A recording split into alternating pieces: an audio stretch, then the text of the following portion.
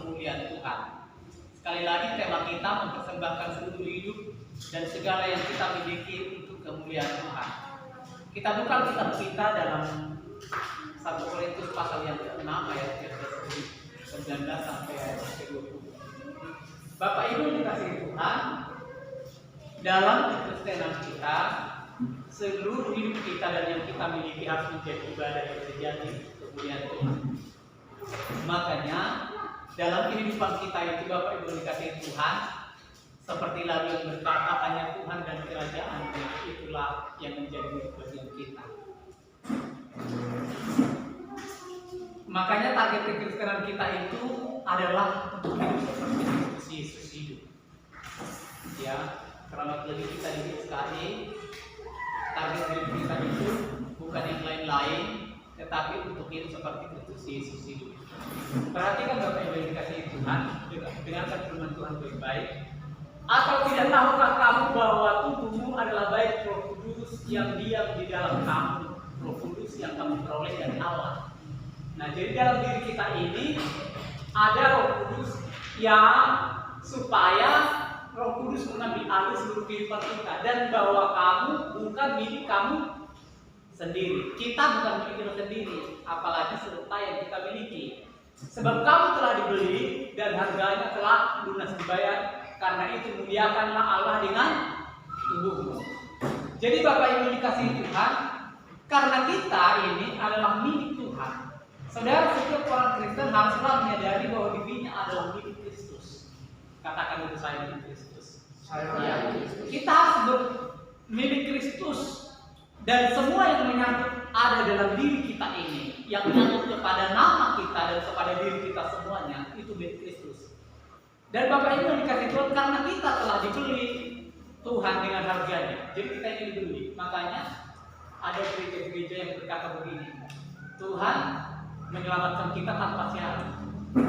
Lalu timbul pertanyaan, kalau Tuhan menyelamatkan kita tanpa syarat, lalu ngapain kita diselamatkan?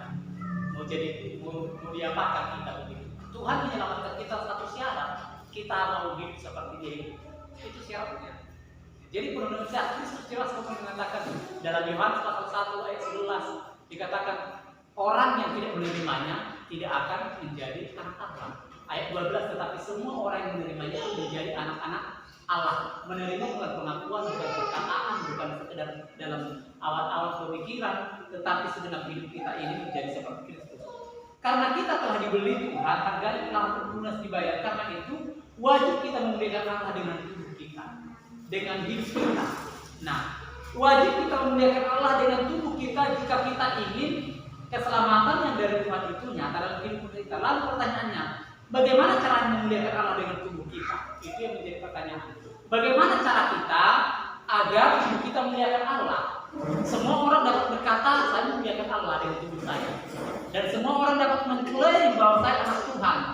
Bapak Ibu, cukupkah hanya bekerja keras saja memenuhi kebutuhan kita sendiri dan hidup sewajar seperti orang-orang yang ada dalam dunia ini memuliakan Allah?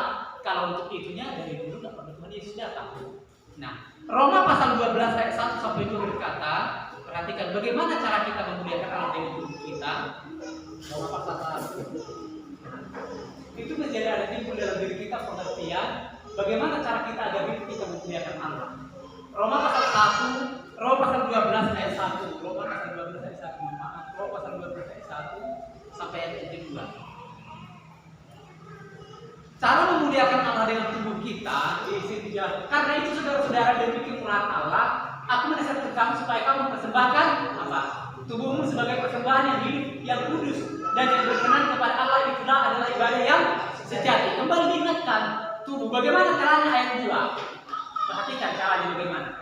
Janganlah kamu menjadi serupa dengan dunia ini. Ya, jadi cara mempersembahkan tubuh kita kepada Allah itu menjadi persembahan hidup. Caranya adalah jangan menjadi serupa dengan dunia. Dunia hidup hanya untuk kepentingan dari diri sendiri. Tetapi berubahlah oleh pembaruan budimu, pengertian, perasaan, dan cita-cita harapan dalam kehidupan ini. Selanjutnya, sehingga kamu dapat membedakan kehendak Allah, apa yang baik, yang berkenan kepada Allah, dan yang sempurna. Cara mempersembahkan hidup kita kepada Allah adalah dengan tubuh kita ini semua persembahan kepada kita. gerak hidup. Ada tindakan, ada pikiran, ada perasaan, ada perbuatan.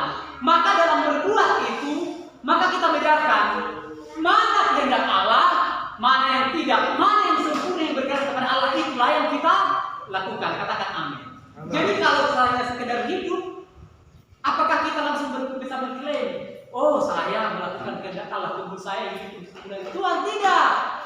Justru harus kita tahu, yang saya lakukan ini, saya lakukan untuk Tuhan, barulah hidup kita itu adalah untuk kemuliaan Tuhan.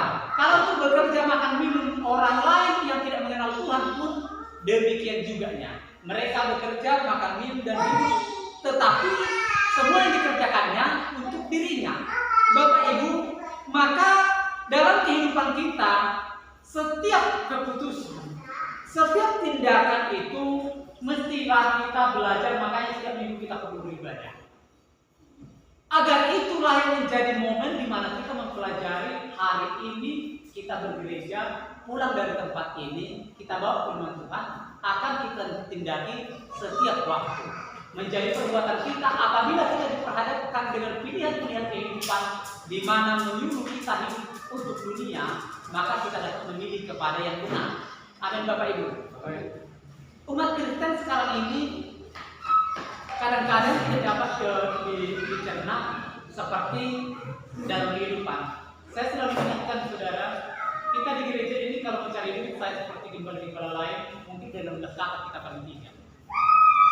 16 kakak, baru bulan 11 terakhir kemarin ada minta surat nikah sama saya 3 juta ditawarin. Kita butuh tambah jemaah, tapi kalau saya merasa langsung dibuat dikatakan begitu, harga diri saya langsung turun sebagai bagaimana dibuat saja menjadi malah tambah uang. Gereja butuh uang, tapi bukan begitu caranya. Saudara butuh uang, tapi jangan gara-gara butuh uang, saudara menjual ketulusan Tuhan dan Roh Kudus yang Dia beri dalam diri saudara. Katakan amin. Percayalah dengan sungguh-sungguh bahwa Tuhan akan senantiasa memelihara kehidupan kita. Ayat 2, jangan menjadi serupa dengan dunia.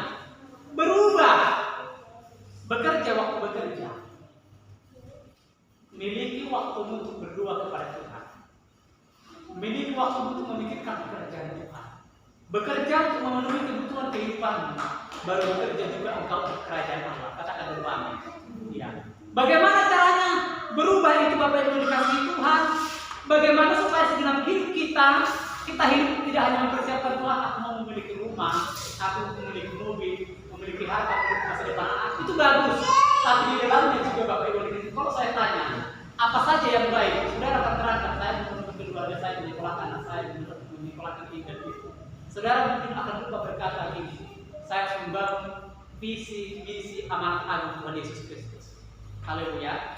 Saudara tidak akan mungkin menyebutkan itu. Di dalam Injil dikatakan, pergilah jadikan semua bangsa muridku dan baptislah mereka, ajarlah mereka melakukan segala sesuatu yang diperintahkan kepadamu. Dalam hal itu artinya seluruh orang Kristen itu harus mengambil bagian bagaimana supaya visi pekerjaan Tuhan itu berjalan.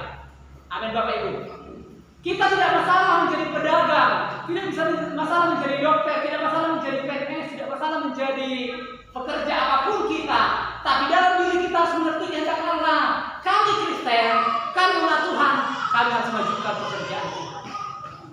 Ini yang seringkali umat Tuhan lupa. Maka berubah itu Bapak Ibu dikasih Tuhan sampai di titik kita mengerti mana kehendak Allah dan yang sempurna. Kalau saudara cuma makan minum tercukupi dalam kehidupan ini, lalu berlalu begitu saja, memiliki rumah dan harta mewah di dunia ini, lalu saudara meninggal, itu akan ditinggalkan.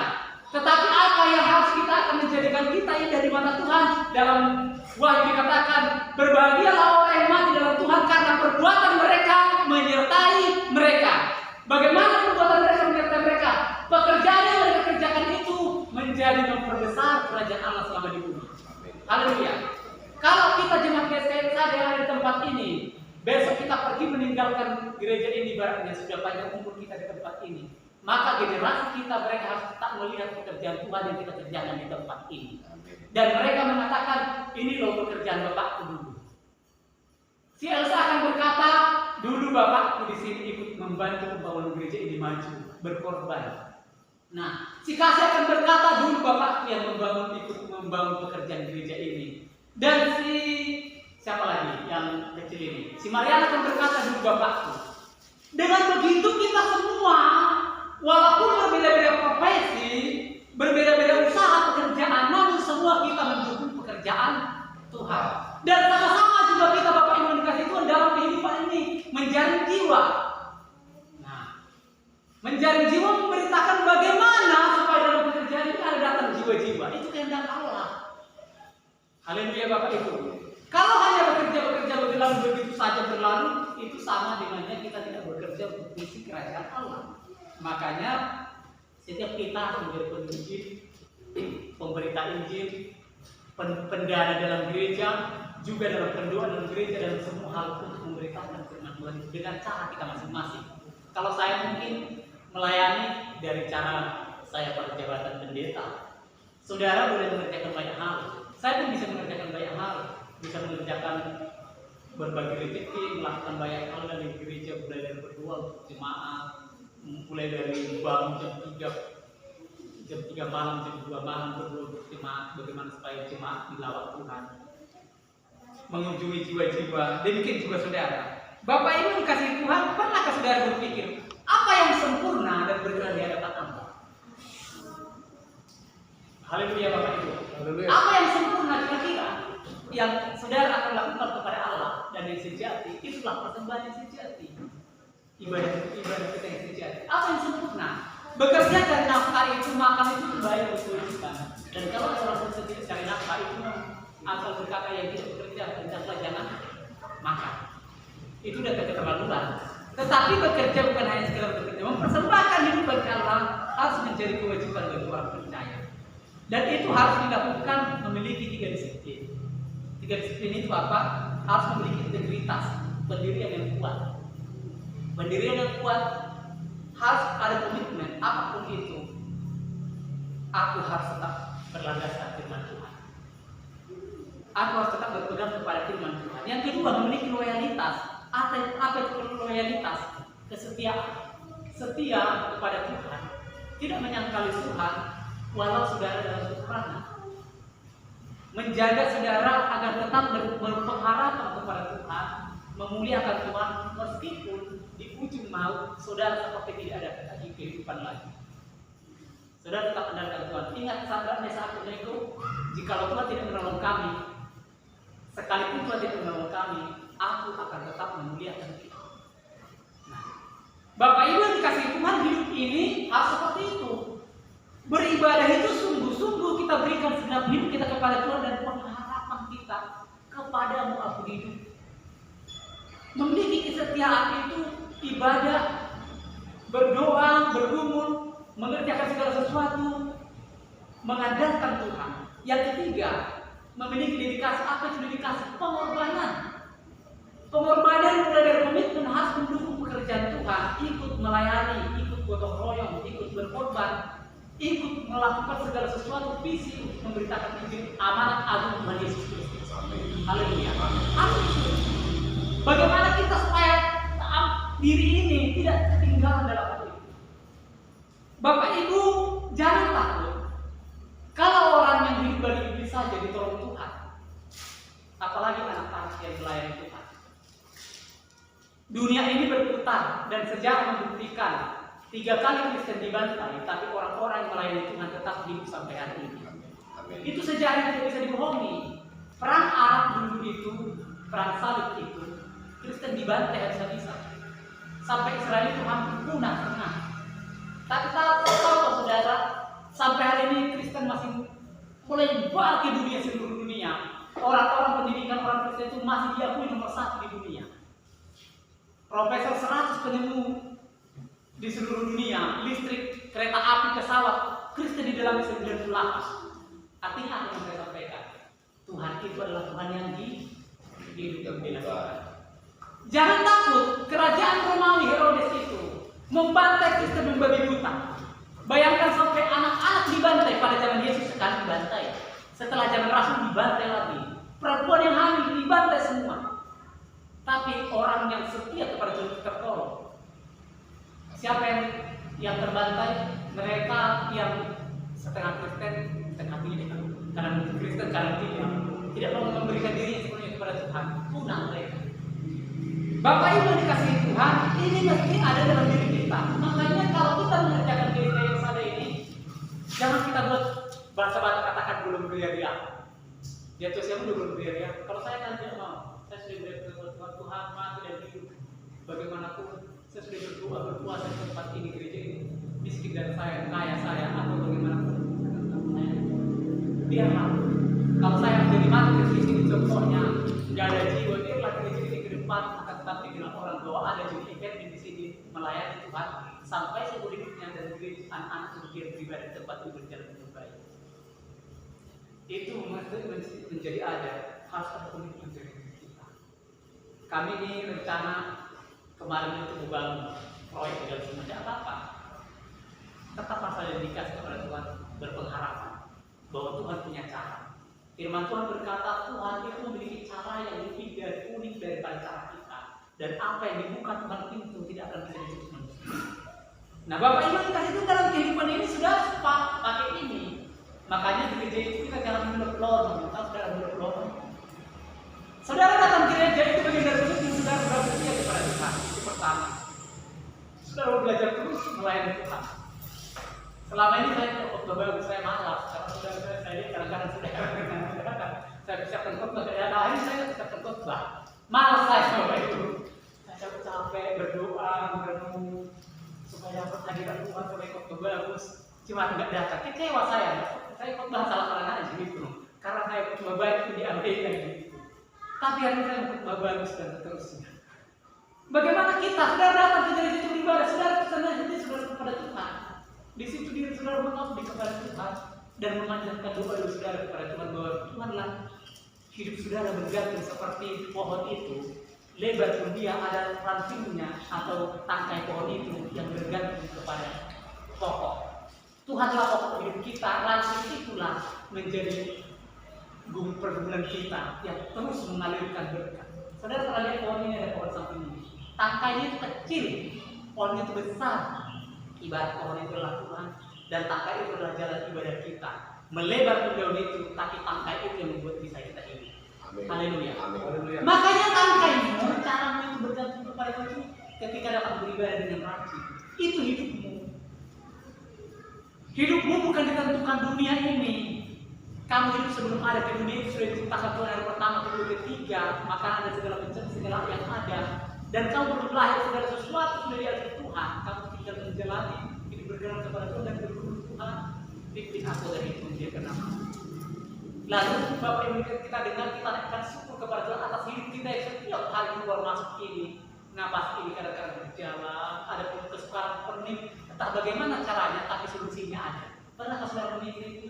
Hidup ini kalau pening sekali. Seolah-olah jalan itu mentok seperti tembok dari jalan terusnya. Tapi entah bagaimana caranya bisa dilewati karena Tuhan kita. Karena itu ucapkan syukur dengan begitu juga kita datang membawa persembahan kita ke gereja secara terus-menerus. Berapapun yang kita bawa itu, tetapi kita mengabdi lewat apa yang kita bawa itu untuk memajukan pekerjaan Tuhan. Haleluya. Nah, lewat itu juga kita menaikkan doa kita, Tuhan berkati aku untuk hari depanku agar bisa terus memberitakan firman, agar bisa terus dalam keluargaku pemeliharaan perlindungan tetap terjadi, agar kami tidak menyimpang ke kiri dan ke kanan tetapi fokus mengikuti Engkau. Ya, Bapak Ibu itu ciri kita dalam kehidupan ini. Maka dari kehidupan ini Bapak Ibu kita terlalu fokus dalam kehidupan ini menjadi Kristen yang produktif, berhasil seperti yang dikatakan Kristus. Paulus berkata, bagiku hidup adalah Kristus. Adapun aku hidup bukan lagi aku yang hidup, tetapi Kristus yang ada hidup dalam aku. Segala kekhawatiran bentuk kelemahan apapun itu dapat kita kalahkan dengan ikut dengan Tuhan. Kebayang nggak saudara? Saya nggak memiliki anak ini, tapi bisa dengan seperti tidak kekurangan berdiri di rumah ini. Maka tak mengatakan Tuhan baik.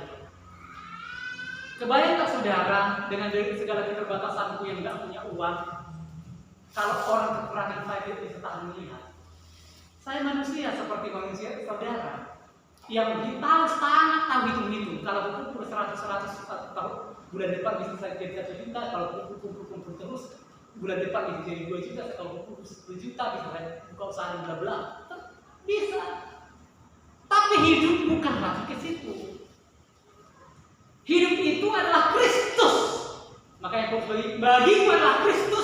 dan mati adalah keuntungan. Kalau bagi Kristus tidak ada perlu lagi yang kamu takutkan. Bukan berarti bodoh, waduh, nggak usah lagi apa, pokoknya bikinkan semua bagi-bagi orang, bukan begitu. Tertulis kita berhikmat. Yang mau kita kumpulkan masa depan anak-anak, keluarga, kebutuhan kita dikumpulkan dengan baik. Tapi yang mendukung pekerjaan Tuhan kita dikumpulkan. Kita harus mempersembahkan seluruh hidup kita dan semua yang ada bagi kita, harta kita, untuk kemuliaan Tuhan. Kalau kita demikian, maka kita tidak mungkin bisa masuk dalam kerajaan Allah. Amin. Haleluya. Petrus dan kawan-kawan berkata, "Hei Petrus, tinggalkan jalanmu demi aku." Tuhan tinggalkan. "Hai Yakobus, tinggalkan tukang kayu Filipus demi aku." Tinggalkan. Kepada pemungut cukai, Bapak Ibu dikasih Tuhan, tinggalkan pemungut cukaimu. Dia tinggalkan. Orang kaya itu sekali, "Aku ingin mengikut engkau Tuhan." Sudah melakukan hormat kepada orang tua, sudah pada baik. Yesus berkata, "Bagi-bagikan hartamu kepada orang miskin." Dia pergi. Lalu Yesus berkata apa? Sukar sekali orang kaya masuk dalam kerajaan surga. Kenapa? Bukan masalah anak muda yang tidak beribadah, tetapi beribadah hidupnya, segala yang dia miliki tidak boleh beribadah kepada Tuhan. Makanya Bapak Ibu dikasih Tuhan, inilah yang menjadi pertimbangan bagi kita. Saudaraku, orang Kristen itu harus menjadi menghidupi pekerjaan Tuhan. Kita itu semua, makanya Bapak Ibu dikasih, kita itu semua harus kembali kepada seperti yang saya katakan tadi, mendukung bagaimana amanat agung itu berjalan dengan baik. Apapun resikonya, firman Tuhan berkata, pesan terakhir dia, karena itu beritakanlah firman kepada seluruh bumi, jadi semua bangsa. Amin. Itu titik terakhir pesan Tuhan. Dan Bapak Ibu dikasih janji Tuhan berkata jelas bahwa Tuhan akan menyertai kita sampai Dia datang. Aku akan menyertai kamu sampai aku datang. Artinya apa Bapak Ibu dikasih? Orang yang sungguh-sungguh melayani Tuhan itulah akan melihat penyertaan Tuhan sejak di bumi sampai datang Tuhan dibawa ke dalam kerajaan surga.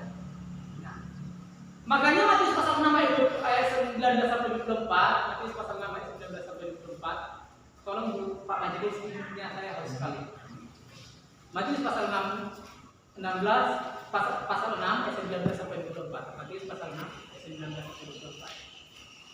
Terima kasih.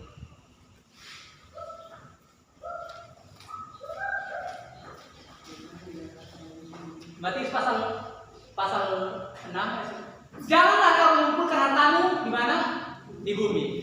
Itu tadi memikirkan bagaimana supaya tubuh kita mempersembahkan kepada Allah, menjadi tahu kita apa yang berkenan di hadapan Tuhan dan sempurna. Yang sempurna itu adalah yang berkenan kepada Tuhan. Di bumi enak dan karat merusakkannya, dan pencuri membongkar serta mencurinya. Tetapi kumpulkanlah bagimu harta di surga enak dan karat tidak merusakkannya, dan pencuri tidak membongkar serta mencurinya. Karena di mana hartamu berada, di situ jugalah hatimu berada. Ayat 23. Mata adalah pelita tubuh, jika matamu baik, teranglah seluruh tubuhmu. Ada banyak orang berkata begini, kalau saya kumpulkan harta di surga, berarti saya jual dulu harta saya, baru saya kasih semua ke gereja. Bukan begitu. Bukan begitu juga. Jangan langsung bikin seperti ayat ini, matamu adalah pelita tubuhmu. Bukan begitu. Tuhan itu tahu bahwa kita hidup. Amin. Anak-anak butuh rumah. Kalau boleh 5 anak Tuhan tahu bahwa anak harus butuh 5 rumah. 5 anakmu Tuhan tahu bahwa anak kalau boleh dia butuh 5 mobil. Haleluya. Tuhan itu tidak bodoh. Makanya ayat dikatakan mata adalah kita. Makanya mata kita jangan buta gitu loh. Oh, kalau saya kasih semua ke Tuhan, oh saya hanya mengenal surga segitu aja. Kalau saya matilah saya paling miskin di dunia. Saya bukan begitu. Nah, ayat 23, jika matamu jahat, gelaplah seluruh tubuhmu. Jadi jika terang yang ada padamu gelap, betapa gelapnya kegelapan itu. Artinya gini, lihatlah selama bumi ada dan orang mengabdi kepada Tuhan, lihatlah kehidupan mereka. Makanya pelajarinya di dirimu, di Alkitab. Pelajari firman Tuhan di Alkitab, dan pelajari cara membawa Injil dari Israel sampai ke Indonesia. Haleluya. Dan bagaimana mereka yang ikut akan Tuhan itu, jangan jauh-jauh. Toba itu, Tambun itu, sebelum disebut Kristenan, itu adalah kampung yang paling melarat, sejarah membuktikan. Paham Bapak Ibu? Kampung yang paling melarat. Artinya di sana tidak ada kehidupan orang Kristen pada zaman dulu belum ada dikenal di negara ini. Tahun 40 orang Kristen belum ada yang dikenal di sana. Tapi setelah Kristen masuk ke Indonesia ini, bisa itu semakin maju sampai Kristen sekarang mendunia. dari orang batasan. Bapak Ibu dikasih Tuhan artinya memelihara itu baik. Tetapi ada beberapa perhatikan, tak seorang pun dapat mengabdi kepada dua Tuhan. Orang Kristen tidak boleh hidupnya itu berpikir aku harus membangun kerajaanku di dunia ini. Kerajaan kita cuma satu, kerajaan. Sekali lagi sama-sama katakan kerajaan. Surga. Kerajaan Kristen itu kerajaan orang yang percaya kepada Tuhan itu kerajaan surga, bukan kerajaan dunia. Maka Firman berkata seorang pun dapat mengabdi kepada dua Tuhan. Karena jika demikian dia akan membenci yang seorang dan mengasihi yang lain, atau ia akan setia kepada yang seorang dan tidak mengindahkan yang lain. Kami tidak dapat mengabdi kepada Allah dan kepada Mammon. Tahu saudara apa Mammon? Mammon itu uang, harta benda. Kita tidak boleh mengumpulkan berkata harta itu adalah kehidupanku. Orang yang berkata begitu itu adalah mengandalkan kehidupan duniawi dan bukan mempersembahkan kepada Tuhan. Tetapi harta satu-satunya bagi kita adalah Kristus yang telah mati bagi kita dan kita kepunyaan Kristus. Lewat itu Bapak Ibu dikasih Tuhan, kita harus berpikir aku hidup bukan uang. Aku hidup untuk Kristus. Apa yang saya kerjakan itu harus semuanya untuk memuliakan Tuhan. Nah itu Bapak Ibu dikasih Tuhan. Maka Bapak Ibu dalam kehidupan kita, setiap apa yang semakin bertambah bagi kita, mestinya semakin bertambahlah majunya oleh karena kehidupan kita pekerjaan Tuhan. Haleluya Bapak Ibu. Saudara tahu Joel Prince itu adalah pendiri gereja GLKI. Bapak Ibu, dia itu kan pendeta. Dia juga pendiri gereja ini Pertama yang ada sekarang di Papua, di Ambon. Ambon itu dulu nggak ada orang di sana pergi melayani karena susah. Dari dulu Ambon melarang, Papua juga melarang. Sampai sekarang pendeta pun terbatas ke sana. Tetapi Joel ini dia berpikir, Tuhan kalau saya hidup itu enggak berkati, dia pertama kata begini, akan saya berikan 10% hasil dari milik saya ini untuk mendukung pekerjaan supaya ada misi ke sana. Tuhan berkati ke jalan. Lalu dia berkata, Tuhan, saya sudah kirim ke sana penginjil dan sudah ada yang di sana. Saya mau kirimkan lagi lebih banyak dan baru dia gereja. Diberkati Tuhan, dikirim lagi. Lalu Tuhan, kalau engkau berkati saya kasih 50-50. Tahu sudah 50 bukan seperti Tuhan yang diajarkan sama dia, tapi karena kecintaannya. Saya kasih 50, kalau dapat saya 50.000, saya kasih 150.000. Tambah diberkati Tuhan. Sampai maju terus, sampai dia kelola gudang sampah. Gudang sampah itu dikelola yang maju. Dia berkata begini, Tuhan, kalau engkau berikan lagi lebih bagi saya, di sana saya berikan sinode gereja. Saya akan sekolahkan, dirikan yayasan perguruan tinggi, sekolah tinggi teologi supaya anak-anak Tuhan di sana menjadi orang yang sarjana teologi, sarjana pendidikan Kristen dan dokter-dokter untuk di sana bekerja dan melayani jiwa-jiwa. Bapak Ibu dikasih Tuhan harus diberkati pada suatu akhir juga dia namanya nama usahanya Jesus Mind. Artinya usaha ini milik Tuhan, milik Yesus. Sampai diberkati Tuhan dengan melimpah. Anaknya lah Bapak Ibu dikasih Tuhan yang dulu pernah terkaya nomor 1 di Amerika Serikat. Anak beliau.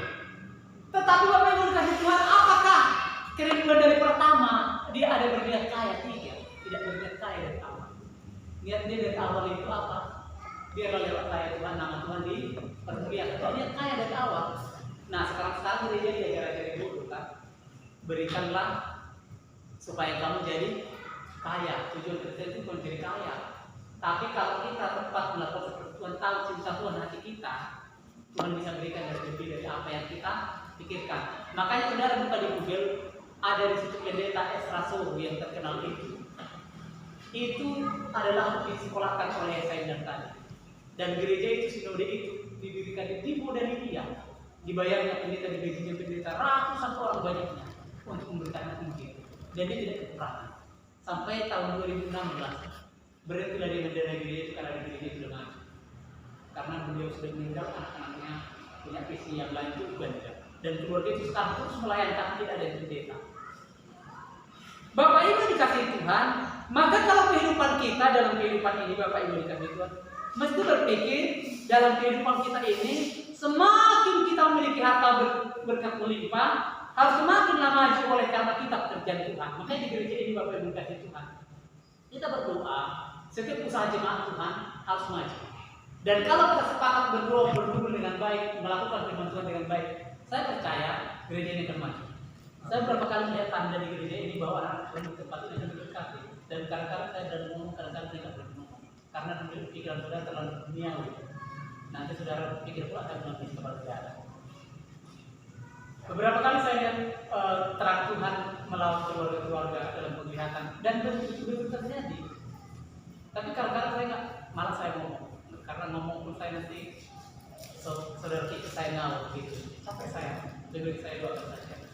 Tetapi saya mengatakan kepada saudara, Tuhan memberikan segala berkat bagi kita itu, bahkan anak-anak yang disediakan bagi saudara itu, supaya saudara lewat itu semua mempermuliakan Tuhan. Makanya Abang Inang Iwan ajak kita dan anak-adik itu ibadah. Diberikan itu kepada Inang supaya mereka dibawa mempermuliakan Tuhan. Jangan tersenyum Inang, terimani dengan baik-baik di hati. Ini realita. Ya. Saya diberikan Tuhan anak yang nggak ada yang saya bawa mempermuliakan Tuhan. Kalau ada diberikan Tuhan saya bawa. Begitu juga silahi. Doakan gereja supaya masih melayani kita. Tidak ada yang mustahil. Jangan kata-kata berbicara, tetapi doa berbicara dan teladan berbicara. Kalau kata-kata itu suka orang berkata kita kata perkataan dengan perbuatan kita gak sinkron. Paham Bapak Ibu? Kau melayani dengan kata yang baik kita marah-marah terus. Ya, bagaimana saya mengikuti Tuhanmu? Kalau Tuhan marah-marah kan gitu. Hanya menjauh dari kita. Nah, doa kita yang membawa perbulan angkat pujian kepada Tuhan. Tuhan, ku bawa keluarga ku angkat Tuhan. Kalau saudara lihat gambaran ini 10 kata-kata, 99 dilawan. Itu masih kata-kata 99 dilawan. Dalam segala hal dia takut. Saya ini suka memberi, saya bukan pamer, bukan saya suka memberi. Apa yang ada berani. Makanya pastor itu kadang-kadang uang. Kalau saya sampai orang menilai sama saya, kalau berani saya kasih. Saudara nggak berani, potong tangan nggak berani. Kalau saya berani. Itu yang ada, saya mau kasih berani. Hanya itu saja. Bukan barang. Saya selalu bilang, anak Tuhan, kau milik Tuhan. Lihat segala yang disalahkan orang itu kepadamu itu karena kau adalah hamba Tuhan. Dan kembalikan untuk kemuliaan Tuhan. Bukan untuk mendukung supaya kamu menikmati dunia ini. Iya loh, itulah salahnya hamba Tuhan sering. Kan banyak pendeta begitu. Banyak orang yang dimakan sekenyang-kenyang sama dia.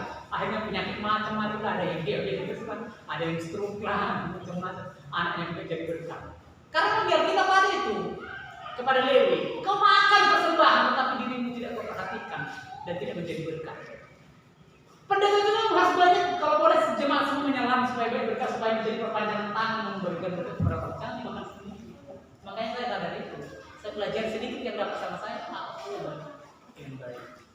Bapak Ibu itu kadang-kadang ambil itu kan kalau dari jemaat sih lupa semua, nggak ada yang minat ya kan. Tapi Bapak Ibu nggak apa-apa supaya saudara semakin dewasa kan gitu. Tapi saya bagi juga dapat saya tahun 1 juta habis 1 juta. Mungkin ada sekali kami cuma makan malam keluar, selebihnya habis menolong orang. Dan pujilah Tuhan lewat gereja kita bisa orang melihat kemuliaan Tuhan. Ada orang jemaat yang selama tahun baru setelah pahal tidak dikunjungi gerejanya, mungkin pada saudara mengunjungi. Biarlah nama Tuhan dipermuliakan. Entah mau mereka tidak mau ibadah berjanji 5 kali, sudah capek mengajak mengangkat biar habis. Nah, ini yang menjadi perlu. Jemaat Tuhan jangan jadi hamba jadi mampu. Saya berdoa kiranya GSK yang sadai di tempat ini semuanya diberkati Tuhan. Semua maju. Tapi jangan bangun kerajaanmu sendiri. Jangan kamu mengabdi kepada Tuhan. Kerajaanmu ada di surga. Semua yang di dunia ini yang dipercayakan Tuhan bagimu adalah alat untuk memuliakan Tuhan. Makanya bertambah hartamu, ingat gerejamu ini. Haleluya. Bekerja di tempat ini. Kalau pas musik gotong royong nggak bisa, kau datang gotong royong, bayar orang. Kan bisa. Bagaimana semakin besar pendapatanmu, semakin besarlah persembahanmu kepada Tuhan. Semakin besarlah ucapan syukurmu kepada Tuhan. Tujuannya apa? Supaya nama Tuhan dipermuliakan lewat pekerjaan Tuhan ini. Tuhan nggak butuh duit bro. Untuk apa Tuhan duit? Dan nggak butuh duit. gereja kita ini butuh duit. Ya speaker kita udah mulai kadang-kadang suaranya hilang timbul. Kemarin Pak Majelis berkata kepada saya begini, serahkanlah kepada kami pelayan pamflet itu. 2 minggu siapnya itu katanya. Sudah serahkan, nggak ada hasilnya. Nggak ada hasilnya. Jangan kasih saya cuma masukan, karena kalau masukan saya, jangankan pamflet, gereja ini saya bangun dengan uang sendiri. Kalau ada uang saya bangun lagi di Indonesia. Iya, itu janji saya kepada Tuhan. Saya ingin bangun gereja ini 14 meter lagi ke belakang ini. Walaupun saya sampaikan kepada saudara saya punya kehidupan. Karena kemarin Natal saya tolak dari tempat ini karena apa? Saya mikir tidak memadai gereja ini. Yang diundang hadir akan 200 orang. Bapak Ibu, 200 orang mau saya tetap duduk di mana? Setelah saya berpikir, saya berdoa kepada Tuhan. Tuhan, ternyata gereja butuh 200 orang buat Tuhan di tempat ini. Pengen bangun ke belakang Tuhan, tapi biarlah caranya yang terjadi dalam hidup ini. Bapak Ibu dikasih Tuhan, saya secara pribadi kalau ada di saya, kiranya Tuhan menemukan saya dalam kita. Saya akan bangun untuk pekerjaan Tuhan dan saya tinggalkan generasi seterusnya untuk melayani Tuhan. Haleluya. Entah saya punya anak, entah tidak, yang penting saya akan tinggalkan untuk generasi seterusnya untuk melayani Tuhan. Karena saya melayani bukan untuk diri saya, tetapi untuk kemuliaan Tuhan. Bapak Ibu, Tuhan butuh modal banyak dalam gereja kita ini. Kemarin dengan iman saya ke pamflet itu. Saya minta sama yang ada yang di situ dulu kami beli yang listrik. Harga $40.000. Nanti tempat ini kebetulan dengan Iwan juga dengan murah hati berkata, iya nggak apa-apa Mak. Saya suruh lakukan kelas datang ke tempatnya. Rupanya kurang. Akhirnya pamflet itu diperkecil lah, nggak sanggup uangnya. Tapi karena ada rencana sudah buka pelayanan satu lagi, biarlah pamflet itu menjadi 2 nanti. Bapak Ibu yang dikasih Tuhan itu belum dicetak sekarang. Uang gereja kita minus terus. Waduh, kalau gereja kita minus terus, minus terus. Diakonia minus, kas gereja minus. Bukan masalah di gereja di keuangannya nggak bagus, pemasukannya yang banyak lupa. Pemasukannya yang lupa, kadang-kadang jemaat semua lupa bawa ucapan syukur. Kalau udah sakit, dicari pendeta, disalahkan pendeta. Pas udah ada uang, lupa sama pendeta, lupa untuk gereja. Itu bahaya. Ini harus diingat. Suka duka gereja harus tetap kau ingat. Haleluya. Saat suka duka ingat gereja, Pak Gembala doakan kan? Karena kita sering mendoakan. Saat diberkati ingat gereja. Gereja butuh uang. Bawa kepada itu. Dan Bapak Ibu dikasih Tuhan, firman Tuhan berkata, lewat itulah kita memuliakan nama Tuhan. 1 Korintus pasal 6 ayat 10 sampai 11 dikatakan, jangan saudara bosan, saya lama untuk hari ini. 1 Korintus pasal 6 ayat 10, firman Tuhan berkata, pencuri, orang kikir, pemabuk, pemfitnah dan penipu tidak akan mendapat bagian dalam kerajaan Allah. Dan beberapa orang di antara kamu demikianlah dahulu. Tetapi kamu telah memberi dirimu disucikan, kamu telah dikuduskan, kamu telah dibenarkan dalam nama Tuhan Yesus Kristus dan dalam roh Allah kita. Ayat 12. Segala sesuatu sampai itu aja. Bapak Ibu dikasih Tuhan, waktu kita belum mengenal Tuhan, Bapak Ibu, hidup kita ini hanya hidup egois. Hidup kita itu hanya untuk diri kita sendiri. Hidup kita ini apa yang kita peroleh untuk kita nikmati sendiri. Tetapi ketika kita sudah bertobat, Bapak Ibu dikasih Tuhan, maka hidup kita itu akan berubah dari kikir. Kalau saudara kikir, dosa itu bukan cuma zina, dosa itu bukan cuma membunuh, dosa itu bukan cuma fitnah, dosa itu bukan tentang merusak orang lain dan menciptakan pekerjaan-pekerjaan non halal. Tapi dosa itu juga di mana kita kikir. Sekalipun kita terus beribadah, sekalipun kita terus datang ke gereja beribadah kepada Tuhan, tapi kalau kita kikir, maka kita bukanlah anak Allah. Maka kita tidak boleh kikir, tidak boleh pelit. Allah Allah sumber segala berkat. Katakan dulu haleluya. Haleluya. Allah sumber berkat yang memelihara umatnya. Dia yang menyediakan hujan bagi kita, yang menyediakan segala sesuatu untuk kita jalani, untuk kita nikmati, dan yang memelihara dalam kehidupan kita waktu kita lemah. Dan ketika kita menjadi kuat, kita menjadi orang berada, kita lah menjadi tangan Tuhan yang akan kuat bagi orang lemah. Haleluya. Itu harus dipahami. Kita harus menjadi tangan Tuhan yang kuat bagi orang yang lemah. Dan kita juga harus menjadi tangan kuat bagi pekerjaan Tuhan. Bapak Ibu, untuk gereja ini, saya mungkin tidak kaya, tapi besok saudara mungkin bisa jadi ada orang kaya di tempat ini. Harapan saya jemaat gereja Sade, kalau Tuhan kehendaki doa saya selalu berdoa, jadikanlah di tengah-tengah umat ini Tuhan ada pengusaha besar yang kaya besar. Karena sungguh-sungguh gereja ini membutuhkan modal yang besar. Di mana jemaat ini ada dari antara kita, katakanlah memiliki mobil 20 unit, memiliki sawit 50 hektar, supaya saya timbala gampang. Misalkan Pak Elsa paling orang terkaya di gereja Pak Elsa, gereja begitu daya yang 50 juta. Dia gampang memberikannya. Begitu pekerjaan Tuhan. Bayangkan misalkan Inang Iwan jadi anaknya menjadi pengusaha si Iwan. Saya gampang berkata, Iwan, gereja kita butuh dana angkutan antar jemaah, belikan mobil. Begitu caranya bukan menjadi kikir. Paham Bapak diberkati Tuhan? Semakin diberkati Tuhan, semakin berdampak untuk kemuliaan Tuhan, maka semakin luaslah pekerjaan Tuhan. Orang-orang pun akan melihat, wow, luar biasa orang desa kayak Sada itu ya. Jemaatnya itu loh penuh pemerhatian untuk pekerjaan Tuhan. Jemaatnya itu punya hati hamba, punya jiwa yang melayani, ada hartanya, tapi hatinya untuk Tuhan, bukan untuk katanya saja. Dapat dinikmati orang hartanya, pekerjaan Tuhan. Di gereja ini Bapak Ibu dikasih Tuhan, ada orang lemah karena tidak bisa memberi, tidak menjadi kelihatan, tertutupi karena ada saudara-saudara yang diberkati, menjadi keluarga di mana orang yang kuat menutupi yang lemah, orang yang lemah itu pun juga Bapak Ibu terlindungi orang yang punya. Haleluya. Itu pengertiannya. Maka Bapak Ibu dikasih dulu jemaat itu yang di Korintus begitu. Mereka dulu kikir, hanya memikirkan mabuk untuk dirinya sendiri, mabuk dengan keadaan cita-citanya. Tapi Bapak Ibu dikasih Tuhan, kalau sudah menjadi milik kerajaan Allah, jangan lagi begitu. Makanya jemaat Kristen saya nggak boleh ada yang pelit. Amin Bapak Ibu.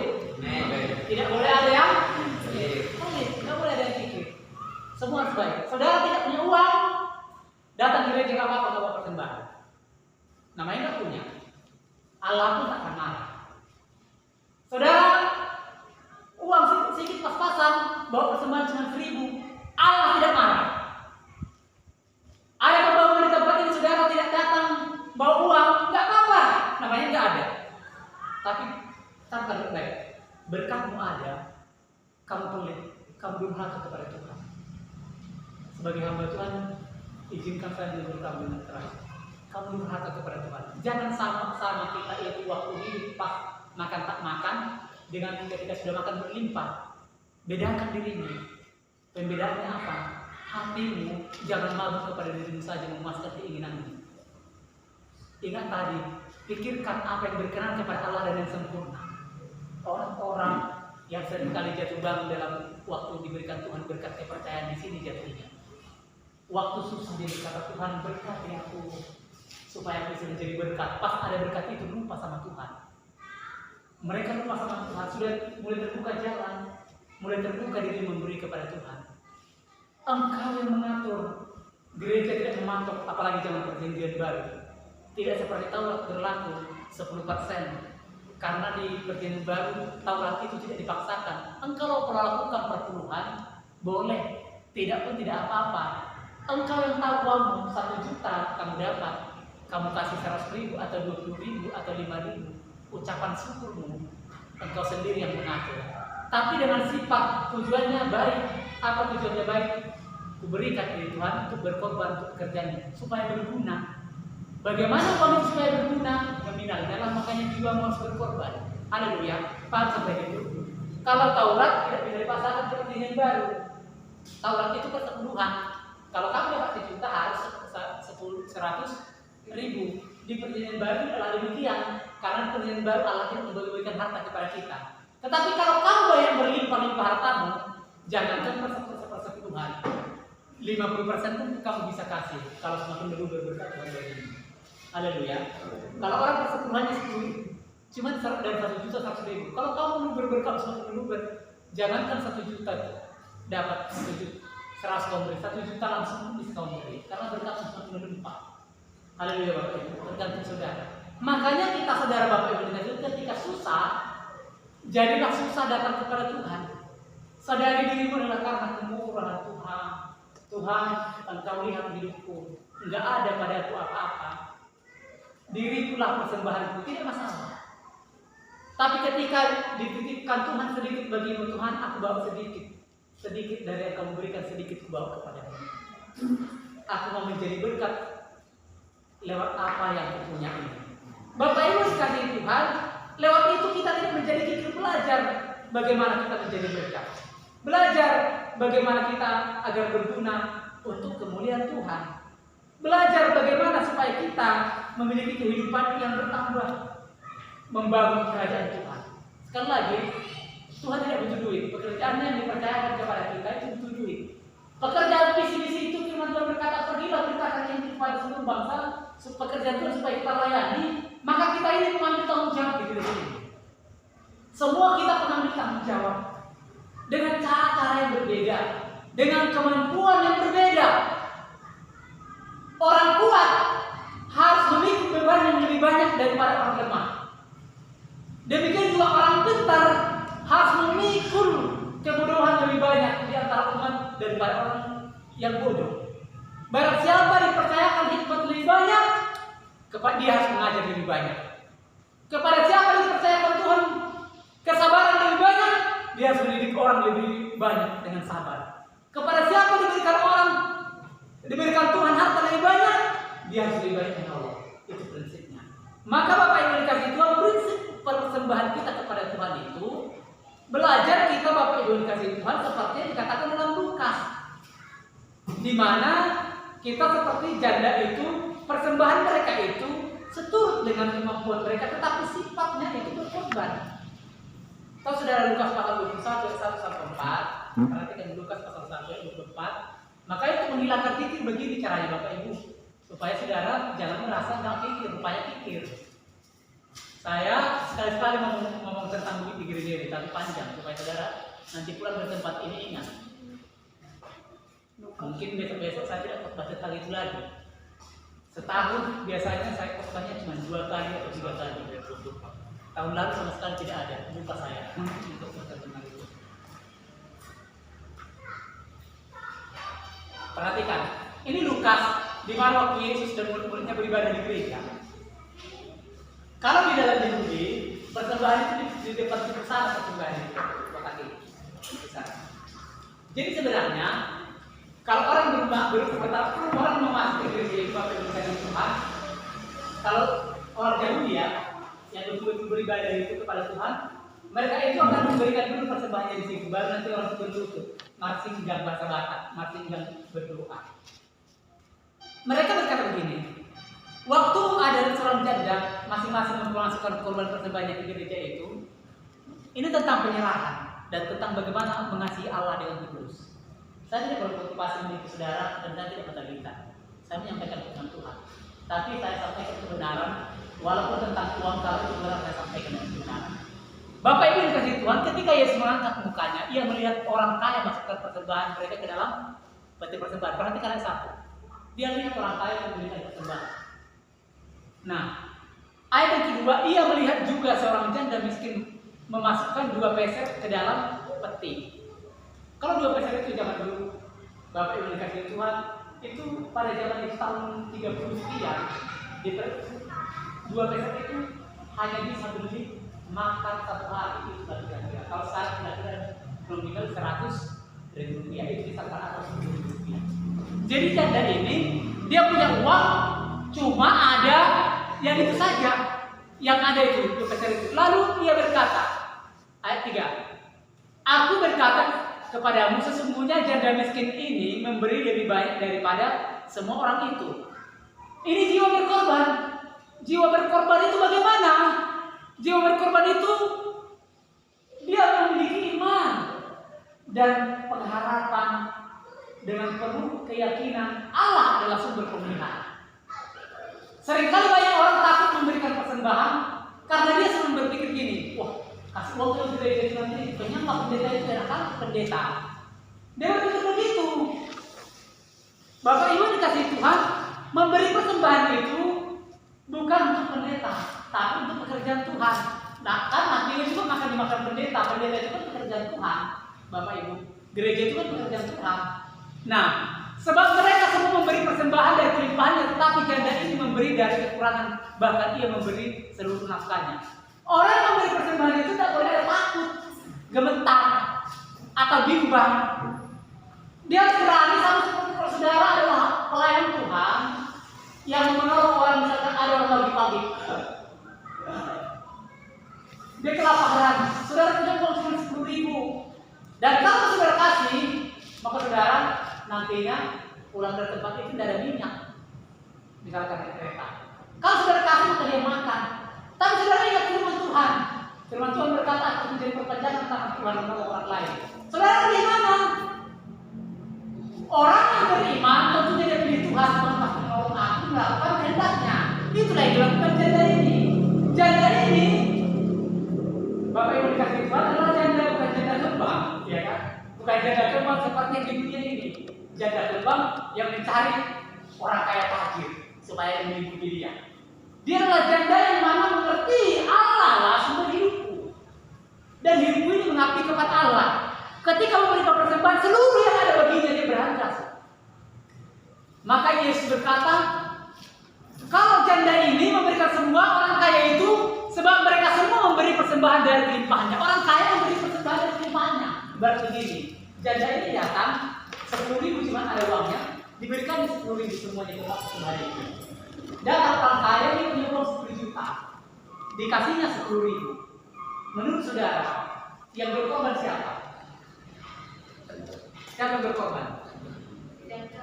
Makanya itu yang dikatakan Yesus. Makanya sifat persembahan itu sifat nilai berkorban. Uang itu banyak, sebenarnya persembahan harus banyak. Berikan untuk tangan bagi Tuhan. Harus begitu. Itu yang menjadi titik. Makanya Yesus berkata sesungguhnya aku masa persembahan janda ini yang sempurna. Maka Bapak Ibu dikasih itulah titik bagaimana supaya kita tidak pelit. Makanya saudara Bapak Ibu, kalau saudara diundang ke adat, semakin banyak uang saudara, jangan pula tupak saudara yang paling dikit. Biasanya orang begitu. Orang kaya pergi ke Ulaon, tupaknya paling kecil, bungkus jagung lagi, nggak tahu makan lagi. Prinsip hidup itu adalah titipan, di mana kita itu menjadi berkat. Dalam Korintus dikatakan Bapak Ibu dikasih Tuhan, 2 Korintus pasal 9 ayat 6, saya kenal berkorban, saudara-saudara saudara. 2 Korintus 6 ayat 9, di mana seperti yang dikatakan sifat berkorban kita itu mesti memiliki di mana sasaran yang tepat untuk memajukan pekerjaan Tuhan. GSK yang sadai, semakin banyak dalam di gereja kita orang-orang yang diberkati Tuhan, maka kalau kita mengerti prinsip Alkitab, kita itu adalah menjadi orang-orang yang kudus, yang melayani Tuhan, bukan hanya sekedar berdiri di mimbar.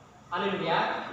Yang melayani Tuhan bukan sekedar berdiri di mimbar, tetapi dari segenap hidup kita, waktu kami bekerja pada pekerjaan, sebenarnya di situ kamu sedang melayani. Lewat apa? Kamu memberi lewat pekerjaan hasilmu. Makanya Bapak Ibu dikasih Tuhan, kekristenan harus sama. Jangan menjadi Kristen, beri persembahan banyak-banyak, tapi ke gereja malas. Itu salah juga. Jangan juga Bapak Ibu dikasih Tuhan ke gereja terus bertambah pemberkatmu, malas memberi persembahan. Dua-duanya sejalan. Alkitab berkata, seluruh kehidupan kita, harta dan milik kita melayani Tuhan. Bukan setengah-setengah. Sekarang gereja ini sering didukung ada orang-orang yang tidak beribadah. Sering saya dikasih berkat ini dari kami amat untuk pekerjaan Tuhan dari dulu sering itu, tapi nggak pernah ibadah. Saya selalu ingatkan, nggak boleh gitu, anak harus ibadah juga, harus rajin bergereja, rajin bergereja. Kalau nggak dikerjakan di gereja pun begitu kerja juga. Tidak boleh berpikir, oh yang persembahan saya sama kepada Tuhan. Kita datang, ada beberapa orang datang terus, tapi juga ada penuangnya tak bawa persembahan. 2 Korintus pasal 9 ayat 6. 2 2 Korintus pasal 9 ayat 6.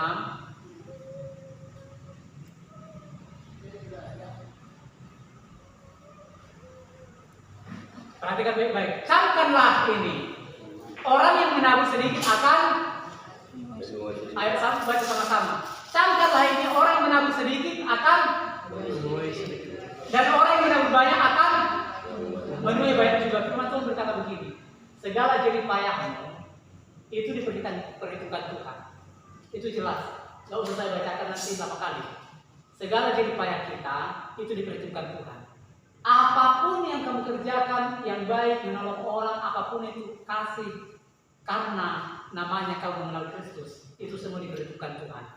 Jadi kalau kita memberikan Bapak Ibu dikasih Tuhan untuk pekerjaan Tuhan, semakin kita memberkati pekerjaan Tuhan dan memajukan pekerjaan Tuhan, Tuhan menghitung harta kita di surga. Makanya Tuhan berkata, kumpulkanlah harta di surga. Diperhitungkan Tuhan itu, dicatat itu. Makanya Bapak Ibu, kenapa Abraham sampai keturunannya dikatakan Tuhan, aku mengingat nenek moyangmu dulu bersahabat dengan aku. Aku mengingat perbuatan nenek moyangmu, katanya kepada Yakub. Dan aku melepaskan engkau dari kemiskinan ini. Kenapa Bapak Ibu? Tahu saudara apa yang dilakukan Abraham? Waktu Allah meminta Ishak itu dipersembahkan, potong itu kasih ke sana. Tahu saudara apa yang dilakukan Abraham? Di bawahnya Ishak itu. Di bawahnya Ishak itu. Itu Tuhan tidak melupakan apa yang dilakukan Abraham. Ishak, bawa Ishak itu kepada Tuhan. Persembahkan itu, sembelih itu menjadi korban bakaran. Abraham itu bawa. Sekarang saya bilang, jemaat Tuhan bawa yang bergereja. Apa yang sudah lakukan? Bingung kan? Pengorbanan mereka itu sedikit pun dari Tuhan lupakan. Makanya ketika keturunannya terpuruk, Bapak Ibu dikasih Tuhan, terpuruk jatuh miskin, menjadi budak karena kesalahan mereka. Kesalahan dihukum, tetapi kemurahan dan kebaikan, ketaatan nenek moyangnya tidak dilupakan. Pernahkah saudara berpikir seperti ini? Kalau saudara besok punya anak lalu menderita, pernahkah saudara berpikir latar belakangnya apa? Paham Bapak Ibu? Latar belakangnya apa? Karena kedurhakaan ada di dalamnya. Kalau saudara besok terkejut, wow, kenapa anak-anakku menjadi hebat? Juga begitu. Kebalikan kebutuhan saudara itu. Masalah boleh datang kepada mereka, tapi setiap perbuatan yang dilakukan orang itu menjadi titik taburan yang menggores buku Allah. Makanya Tuhan katakan, camkanlah orang yang menuai sedikit akan menuai sedikit. Dalam hal apa? Dalam seluruh hidup ini, di bumi sampai di surga nanti. Perjanjian Tuhan itu dikuatkan. Kalau contohnya kita anak inilah, saudara punya anak-anak. Saudara yang melayani hari ini datang cuma berdoa hari Rabu. Jangan sepele. Doa yang kamu kerjakan itu Bapak Ibu dikasih Tuhan, itu akan menjadi suratan-suratan di mana perjalanan hidupmu diarsipkan dalam kerajaan surga. Tak sudah diarsipkan, dibukukan. Saudara juga yang tidak datang kemana sekali, itu juga diarsipkan. Sebagai apa? Sebagai yang tidak mengindahkan kemuliaan Allah. Maka karena itu Bapak Ibu dikasih Tuhan, dalam menabur ini pun, dalam bekerja itu, begitu juga. Saudara yang banyak berkat, di mana-mana saudara menjadi wakil Tuhan. Wakil Tuhan maksudnya bukan seperti, oh saya lah nanti menjadi seperti wakil. Bukan, tapi perpanjangan tangan Tuhan. Seperti kemarin kita pergi kepada Tuhan. Semua ini tidak akan pernah dilupakan Tuhan. Asal kita melakukannya motivasi yang tulus. Saudara memperhatikan orang lain, menjadi berkat. Kita hidup itu Bapak yang dikasihi Tuhan, diberikan kemurahan Tuhan terus di pemeliharaan Tuhan, supaya terus menjadi perpanjangan tangan Tuhan. Orang percaya itu berkatnya dari Tuhan. Makanya yang namanya itu Bapak Ibu dikasihi Tuhan, makin banyak berkatnya diberi, makin banyaklah memberi kepada kemuliaan Tuhan. Ucapan syukurmu harus ada. Semakin banyak berkatmu kepada Tuhan. Ucapan syukur itu kan begini. Tuhan terima kasih saya sudah beli mobil. Tuhan terima kasih saya sudah beli rumah. Tuhan terima kasih harta saya sudah tambah. Terima kasih anak saya sudah wisuda kuliah. Terima kasih anak saya sudah dapat pekerjaan. Bukan begitu. Ini ayat ini berkata, hendaklah masing-masing menurut kerelaan hatinya. Mengucap syukur itu bukan begitu Bapak Ibu. Kalau tradisi orang Kristen di Alkitab, persembahan adalah buah tangan. Atau sudah buat tangan, Alkitab berkata dari mana asal persembahan itu? Jangan kamu datang kepada Allah membawa dengan tangan hampa, sementara kamu punya berkat. Itu ada ayatnya, Bapak Ibu. Kalau saya baca banyak tanah, kalau saya pernah dalam itu, terus dari apa pendeta itu lama uang, terus uang, terus dia tadi saya mau di Ulangan itu buah tangan. Artinya saudara datang menghampiri Tuhan seperti membawa oleh-oleh. Oleh-oleh itu untuk apa? Untuk tetap engkau ingat bahwa ada tanggung jawabmu dalam pekerjaan Tuhan itu kecil dan besarnya. Amin Bapak Ibu. Karena di gereja itu Tuhan berkata ada umat Lewi yang bekerja bersiang dan malam untuk menyediakan penyediaan di gereja. Mereka ada pembersihan gereja, ada kebutuhan di gereja itu namanya biaya operasional. Nah, Bapak Ibu lain yang ucapan syukur. Ucapan syukur itu apa? Kalau saudara dapat mempunyai uang, dapat pekerjaan ladang, saudara berkata Tuhan terima kasih ada ladang. Tapi kontribusi dari usahamu itu dari ladang itu ada untuk memajukan lebih untuk pekerjaan Tuhan, itu namanya ucapan syukur. Itu dibawa sama-sama dimasukkan. Tapi kamu makanya catat kalau dalam perjanjian baru saudara baca di Kitab Rasul itu, mereka jual tanah pun itu dibawa ucapan syukur. Haleluya. Itu jual tanah, bukan nambah. Tambah kemudian jual tanah itu dibawa ucapan syukurnya, bukan nambah. Nah, mereka bawa ucapan syukurnya karena itulah gembala itu, pemimpin gereja itu, pengelola gereja itu tahu sedang apa umatnya, apa yang sedang coba dipergumulan. Bapak Ibu dikasih Tuhan. Contohnya sudah dapat mobil, jangan katakan terima kasih Tuhan. Bukan begitu. Kontribusimu bawa ke gereja. Maka isilah amplopmu, bawalah ke gereja ucapan syukur. Kamu berlutut sebelumnya di rumah. Tuhan terima kasih buat mobil yang kau berikan ini. Dan saya tidak lupa untuk pekerjaanmu. Lewat ini saya isikan di amplop Tuhan untuk mendukung pekerjaanmu. Berlututlah kamu, catatlah di amplopmu itu. Dapat kamu contohnya uang 100.000. Kamu buatlah ucapan syukur di amplop itu. Ucapan syukur contohnya misalkan dari keluarga yang sudah lahir. Ucapan syukur karena usaha kami berjalan dengan baik. Contohnya catatlah di situ untuk pembangunan gereja.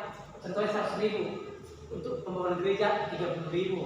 Untuk pendeta 30.000. Untuk parhalalu 20.000 misalkan. Harus ada. Makanya Bapak Ibu kasih Tuhan itu semua pekerja itu mendapat upah. Makanya kita Bapak Ibu kasih Tuhan jangan pahala pendeta yang nggak pernah dapat. Makanya semua pekerja itu Bapak Ibu yang dikasih itu semakin besar semua yang bekerja di gereja itu mereka bisa mendapat sedikit upah dan mereka patut mendapat upah karena apa? Berjerih lelah. Yesus berkata satu pekerja berhak mendapat upah. Makanya Bapak Ibu kasih Tuhan berdoalah kita setiap tahun, setiap bulan kalau boleh tambahlah berkat di jemaat. Amin. Makanya saudara-saudara yang punya gaji, yang punya usaha, buatlah ucapan syukurmu. Berapa saudara bisa ucapan syukur dari gaji? Contohnya, saya kasih sebulan 20.000, ya nggak masalah. 20.000 ucapan syukur, atau 20.000 ucapan syukur, 50.000 dari usaha saya. Semakin banyak tentunya semakin banyak kaum 20.000. Nah, kalau dapat tambah tanah, tambah rezeki, bawa ucapan syukur ke gereja. Dan firman Tuhan berkata itu biaya 7. Hendaklah masing-masing memberikan menurut kerelaan hatinya, jangan dengan sedih hati atau karena paksaan, karena kesadaranmu Tuhan dari kau. Bukan karena dipaksa pendeta, bukan. Karena dipaksa hamba Tuhan, bukan. Tapi karena hatimu sadar, engkau adalah sumber segala sesuatu bagiku. Perhatikan ayat 8. Ayat 8. Dan apa lagi gunanya itu untuk memberikan persembahan? Dan Allah sanggup melimpahkan segala kasih karunia kepada kamu. Justru lewat kamu beri Bapak Ibu kasih Tuhan, kamu buat ucapan syukurmu kepada gereja. Tuhan melihat perbuatanmu betul-betul karena kamu melayani Tuhan bukan untuk nama. Amin Bapak Ibu. Amin. Kalau tidak, lewat apalah Tuhan tahu bahwa kita mengabdi kepadanya. Kalau tanpa harta, kita tidak tahu berkat kita melayani Tuhan. Lewat apa Tuhan tahu kira-kira? Mengerti Bapak Ibu? Amin. Lewat itulah mengerti. Makanya Bapak Ibu dikasih Tuhan, kalau kita belajar kepada Kristen mula-mula itu, mereka itu selalu memberikan ucapan syukurnya. Bahkan Bapak Ibu dikasih Tuhan, mereka menjual kambing lembu karena pencarian mereka itu selalu bawa itu ucapan syukurnya. Maka saudara Bapak Ibu dikasih Tuhan, yang punya pendapatan besar-besar, bawalah persembahan kepada Tuhan dengan ucapan syukur. Yang punya usaha, bawalah ucapan syukur kepada Tuhan dengan sukarela. Patokan itu dari dirimu dengan berdoa, berlutut bermana. Tuhan akan membawa. Dan Allah selalu melimpahkan segala kasih karunia kepada kamu, supaya kamu senantiasa berkecukupan di dalam segala sesuatu, dan malah, perhatikan itu baik-baik, bukan aku yang ngomong. Dan malah, baca dulu, kalau betul-betul langsung bareng semua ini semua. Tanah pakai hari kikir-kikir ini semua. Dan ayo sama-sama 1, 2, 3 baca. Dan Allah selalu melimpahkan segala kasih karunia kepada kamu, supaya kamu senantiasa berkecukupan di dalam segala sesuatu, dan malah berkelebihan di dalam berbagai.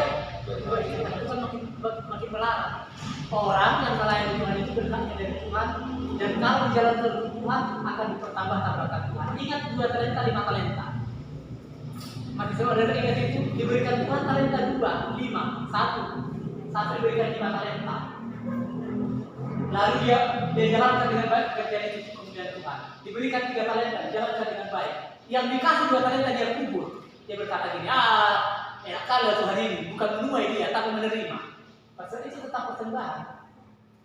Enak kali Tuhan itu, enak kali gereja itu, bukan dia yang kerja menerima. Aku nggak mau. Apa yang Tuhan bilang sama dia? Bukan masalah banyak sedikitnya, kamulah hamba yang jahat. Tapi orang yang memberikan yang 2 talenta 3 talenta itu bukan masalah banyak yang mereka berikan. Mereka ingat ini dari Tuhan, saya berikan untuk kemuliaan Tuhan. Dan Tuhan berkata apa? Baik sekali perbuatan hamba yang baik. Engkau dapat dipercaya dengan pekerjaan yang kecil, maka kamu akan jawab pekerjaan yang besar. Dan masuklah dengan kebahagiaan Tuhanmu. Kebahagiaan dari Tuhan yang menjadi bagian kita. Ada pemeliharaan Tuhan yang terus berkesinambungan bagi seluruh kehidupan kita. Ayat 9. Ayat 9. Seperti ada tertulis, perhatikan baik-baik. Ia membagi-bagikan, ia memberikan kepada orang miskin. Tuhanlah yang membagi-bagikan kekayaan di muka bumi ini. Tidak ada satu orang pun yang bisa kaya tanpa Tuhan yang menjadinya. Orang jahat itu pun mereka kaya karena masih diizinkan Tuhan. Tetapi ingat, masalahnya mereka yang tidak mau melayani Tuhan, suatu kelak apa yang diperolehnya itu bukanlah menjadi berkat baginya, melainkan yang bertambah hukuman besar baginya. Tapi orang-orang Kristen Bapak Ibu dikasih Tuhan, harta yang diberikan Tuhan baginya adalah roh dari mana kehidupannya semakin indah di mata Tuhan. Haleluya. Ada banyak orang di dunia ini karena kekurangan dan tidak memiliki kesempatan memberikan berkat pelayanan yang besar kepada Tuhan. Tetapi kalau kita Bapak Ibu dikasih Tuhan, diberkati Tuhan semakin banyak limpahnya harta, diberkati Tuhan semakin banyak limpahnya keturunan dan rezeki. Seharusnya kita semakin banyak melakukan pekerjaan Tuhan yang luar biasa bagi kemuliaan Tuhan. Ayat 10. Yang akan menyediakan benih bagi penabur, membuka jalan yang baru, cara yang baru, usaha yang baru, paradigma yang baru, membuat jemaat itu berinovasi, dibawa Tuhan kepada jenjang di mana hidupannya tidak begitu saja.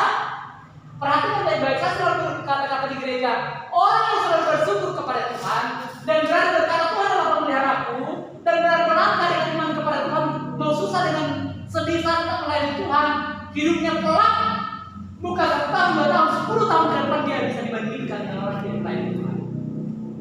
Dan saya selalu berani berkata, orang yang sungguh-sungguh melayani Tuhan dan dalam segala keadaan di rumah melakukan firman Tuhan dan melakukan pekerjaan yang baik dan mendukung pekerjaan Tuhan, di kedepan hari dia bisa dibuktikan. Jangankan dia, keturunannya dengan keturunan orang yang melayani Tuhan itu bisa dibandingkan. Haleluya, itu Alkitab membuktikan. Maka Bapak yang dikasih Tuhan, Tuhan yang menyediakan benih bagi penabur, menimbulkan jalan-jalan baru. Itu benih, jalan-jalan baru, jalan kehidupan yang baru, pekerjaan yang baru, usaha yang baru, peningkatan kehidupan yang baru bagi orang-orang yang melayani Tuhan, yang membawa ucapan syukurnya kepada Tuhan. Ia juga yang menyediakan benih bagi kamu dan melipat gandakannya, membuat berhasil bukan sekedar pekerjaan itu begitu-begitu saja, tetapi memiliki kelimpahan. Perhatikan baik-baik Bapak Ibu, sebenarnya kalau di Alkitab, pendeta itu dan pemberitaan itu tidak bisa kaya. Paham Bapak Ibu? Itu Alkitab. Baca Alkitab mulai dari Jilbab sampai terakhir. Maka kalau ada pendeta yang menjadi kaya, itu sedang salah. Itu sedang di Alkitab pendeta pemberita Injil itu tidak bisa kaya. Karena memang hidupnya itu tidak bisa melakukan usaha-usaha yang memakan waktu lebih banyak daripada pekerjaan Tuhan. Usaha itu kan masalah waktu, Pak Bapak Ibu. Usaha itu masalah waktu. Orang disiplin waktu itu, maka disiplin hasilnya. Pendeta sama seperti saya, sikit-sikit baru kerja, hari apa kemarin baru kerja, hari Sabtu udah diajak orang ada perlu minta dibantu. Saya sebagai hamba Tuhan selalu membantu walaupun kita jemaat yang menganggap saya seorang pendeta. Waktunya banyak, tapi firman Tuhan berkata, jemaat itu yang melayani Tuhan itu yang diperkaya Tuhan supaya lewat mereka pendeta berkhotbah menyampaikan firman Tuhan, lalu jemaat bisa menopang dan memajukan pekerjaan Tuhan. Hanya bagi orang yang mau supaya berkat itu turun kepadanya. Haleluya. Amin. Hanya bagi orang mau, yang tidak mau, maka firman Tuhan berkata keserakahan, kemelaratan yang membawa mereka keluar dari Kristus. Artinya mereka selalu berkata membangkang, tidak betul itu. Tetapi bagi orang yang mau, mereka bisa dipimpin oleh Tuhan dan mereka bisa menjadi berkat. Makanya di dunia ini Bapak Ibu dikasih Tuhan, orang-orang yang melayani Tuhan itu tapi jangan hati ya, melayani jangan cuma uangnya seperti tadi, juga hatinya. Ada orang melayani hasilnya bicara dari magia, dari ini juga bagus juga. Melayanilah dengan sungguh-sungguh kepada Tuhan. Berdoalah kepada Tuhan rintis usaha yang bisa dihidupkan dengan halal, dengan benar. Maka hasilnya itu sungguh-sungguh akan mengabdi kepada Tuhan. Tetapi kenapa pekerjaan Tuhan bisa maju? Kenapa Kristen itu bisa maju? Membangun yayasan besar-besar. Itulah Tuhan yang seperti ayat ini. Dia melimpahkan mengadakan terus berkat bagi umatnya. Sehingga pekerjaan baik di mana-mana boleh berkata pendeta seperti di Kman Sirait. Tahu pernah sudah tonton khotbah di Kman Sirait di YouTube? Saya sering bagikan khotbah itu. Di Kman Sirait itu adalah orang termiskin yang pendeta di Jakarta. Tak ada uangnya. Tapi Tuhan ketika dia mulai pelayanan sampai mati di Kman Sirait, gerejanya hanya 12 dan 12 di Jakarta. Tidak kalah besar gereja. Tetapi orang menolong beliau bisa mendirikan yayasan di Kalimantan itu. Orang-orang yang tidak punya sekolah disekolahkannya dengan baik. Siapa mendanai umat-umat Tuhan yang melayani gereja itu dari kecil melayani dari kemiskinan. Sekali saya katakan dari kecil melayani dari kemiskinan. Tambah berkat mereka selalu menopang pekerjaan Tuhan hingga suatu kelak mereka menjadi orang-orang yang memiliki perusahaan. Menjadi orang-orang yang kaya dan milioner. Sehingga mereka berkata, Pak Bikman, apa yang harus bekerja di gereja ini? Ada sebenarnya orang-orang itu semakin terus bertambah berkatnya. Haleluya. Jemaat ini sekali sadar kiranya perhatikan pekerjaan Tuhan supaya dirimu mengerti apa yang kudus bagi Allah, apa yang sempurna bagi Allah. Tuhan akan menyediakan ayat 11. Kamu akan diperkaya dalam segala macam kemurahan hati. Artinya kamu semakin kaya berkat melimpah, tapi bukan seperti kaya di luar sana. Mereka kaya tapi serakah. Mereka kaya kalau makin berkat yang bertambah, hoga-hoganya bertambah. Apa hoga-hoganya?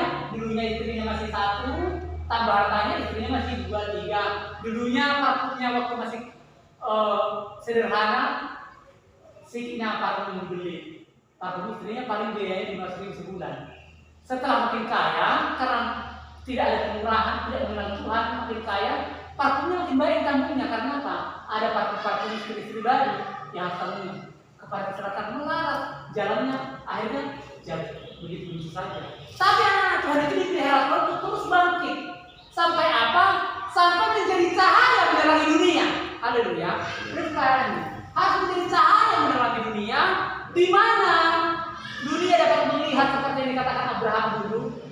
Waktu Allah berfirman, keturunanmu akan seperti bintang di langit dan seperti pasir di lautan. Keturunanmu akan menjadi membawa terang kepada seluruh bumi. Hikmat Tuhan itu dan segala yang bagi Tuhan itu tidak boleh dikatakan orang lain. Mana kalau mereka lihat orang itu makin hancur, makin miskin, makin tidak nampak. Tapi apa dikatakan Tuhan? Orang Israel adalah orang yang kecil yang tidak pernah ditentukan. Semua orang menjengkalinya, tetapi Tuhan memakai itu pada seluruh bangsa. Haleluya. Itu harus dipakai selesai. Nah, ini yang harus kita pahami Bapak Ibu Tuhan, supaya kita tidak ragu melayani Tuhan. Ayat 12. Sebab pelayanan kasih yang berisi apa?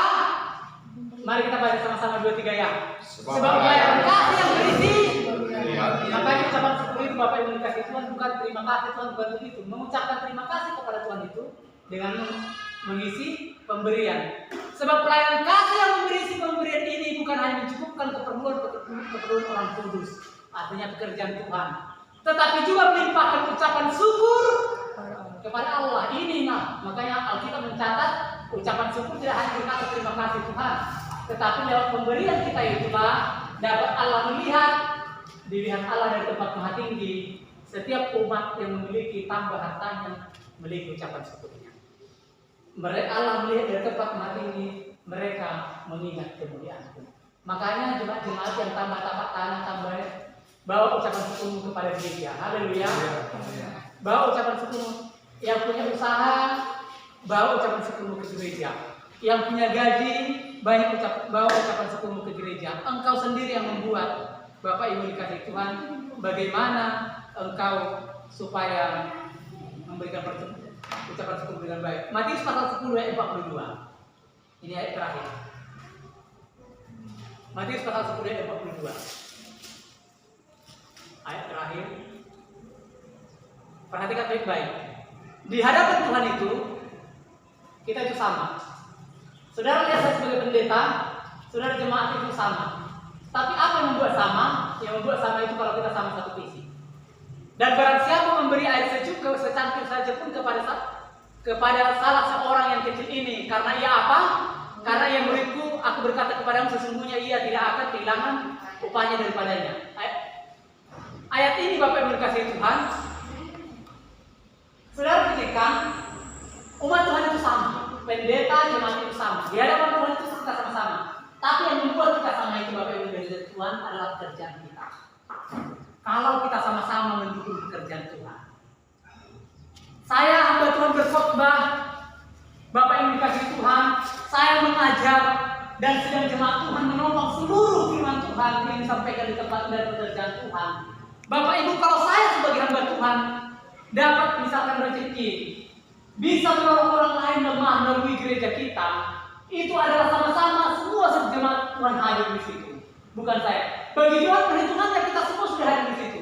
Makanya kalau gereja kita sampai hari ini minus-minus, tidak ada uang. Seandainya ada jemaat sakit, saya tidak tahu seperti mana. Tapi kalau rezeki di gereja kita ada berkat Bapak Ibu Tuhan.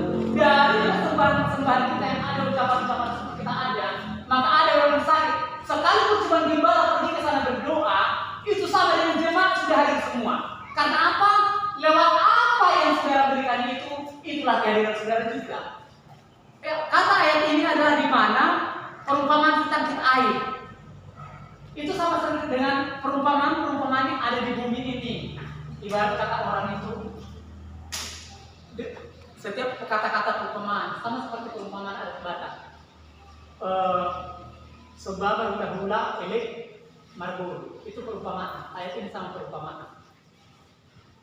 Bagaimana kita Bapak Ibu dikasih Tuhan milik marbur, tidak pernah kita kepedulian, tidak pernah memperhatikan mereka dan tidak pernah mengabaikan mereka. Kita mau pekerjaan dengan Tuhan, jangan gampang-gampang berkata saya adalah hamba Tuhan, tetapi dirimu tidak pernah mengambil bagian dalam pekerjaan Tuhan. Hamba Tuhan itu memiliki semua peran dalam kehidupan kita. Walaupun berbeda-beda pekerjaan kita, tapi visi kita seperti yang tadi, dukunglah pekerjaan Tuhan. Amin. Lewat itu kita sama-sama dalam pekerjaan ini. Walaupun saya pendeta, saudara jemaat, status kita di hadapan Tuhan sama menjadi hamba. Bekerjalah kita masing-masing.